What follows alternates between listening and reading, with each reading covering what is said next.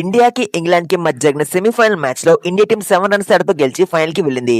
అయితే ఇక్కడ అందరూ సంజు శాంసన్ గురించి అండ్ బుమ్రా గురించి మాట్లాడుతున్నారు. కానీ ఇషాన్ ఆడిన ఇన్నింగ్స్ గురించి అందరూ మర్చిపోయారు. సెకండ్ ఓవర్ లోనే అబ్చిక్ అవుట్ అయ్యాడు అండ్ ఇషాన్ వచ్చాడు. వికెట్ పడినా సరే స్కోరింగ్ రేట్ తగ్గకుండా ఆడాడు. ఫోర్త్ ఓవర్ లో ఒక 4 అండ్ ఫిఫ్త్ ఓవర్ లో 2 4 కొట్టడంతో పాటు సంజుకి మంచి సపోర్ట్ ఇచ్చి స్ట్రైక్ రొటేట్ చేశాడు. తన 10th ఓవర్ వరకు అగ్రెసివ్ ఇండియా తోనే బ్యాటింగ్ చేశాడు. దీంతో టీమిండియా 10 ఓవర్స్ లోనే ఏకంగా 119 రన్స్ స్కోర్ చేసింది. ఇషాన్ కిషన్ ఓవరాల్ గా ఈ మ్యాచ్ లో 18 బాల్స్ లో 39 రన్స్ స్కోర్ చేశాడు.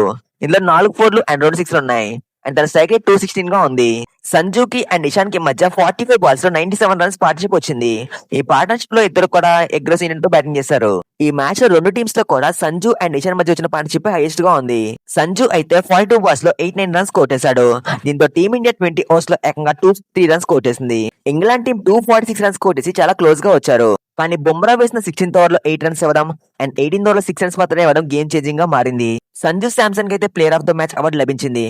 వెస్టిండీస్ తో సూపర్ మ్యాచ్ లో కూడా తనే player of the match award గెలుచుకున్నాడు. అండ్ ఇప్పుడు ఇంగ్లాండ్ తో సెమీఫైనల్ లో కూడా తనే player of the match award గెలుచుకున్నాడు. మరి మీకు ఏ ప్లేయర్ పర్ఫార్మెన్స్ నచ్చిందో కామెంట్ చేయండి. వీడియో నచ్చితే లైక్ చేయకుండా పర్లేదు కానీ హైప్ చేయండి. ఛానల్ ని సబ్స్క్రైబ్ చెప్పిన అలాగని కంటుకుంటారండి. కాత్యాయిని సబ్స్క్రైబ్ చేసావా? అరే అఖిల్ చెయ్యను మింగైరా.